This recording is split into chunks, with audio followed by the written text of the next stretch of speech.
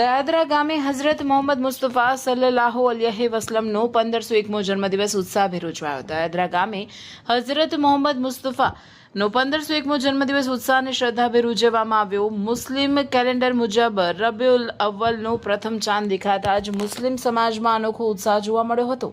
આ પ્રસંગને લઈને ગામના યુવાનો દ્વારા પોતાના ઘરો તેમજ સમગ્ર ગામને રંગબેરંગી લાઇટો અને પરચમોથી શણગારવામાં આવ્યું હતું। રબીઉલ અવ્વલના 12મા ચાંદના દિવસે ભવ્ય જુલુસનું આયોજન કરવામાં આવ્યું હતું। જુલુસ દયાદરા સ્થિત દારુલ ઉલુમ નૂરે મોહમ્મદીથી નીકળીને સમગ્ર ગામમાં ફર્યા બાદ મુખ્તારુલ મસ્જિદ પાસે પૂર્ણ કરવામાં આવ્યો હતો। જુલુસ દરમિયાન ગામ લોકો દ્વારા ચોકલેટ, કેક, આઈસ્ક્રીમ, ખીર સહિત વિવિધ નિયાઝનું વિતરણ કરવામાં આવ્યું હતું।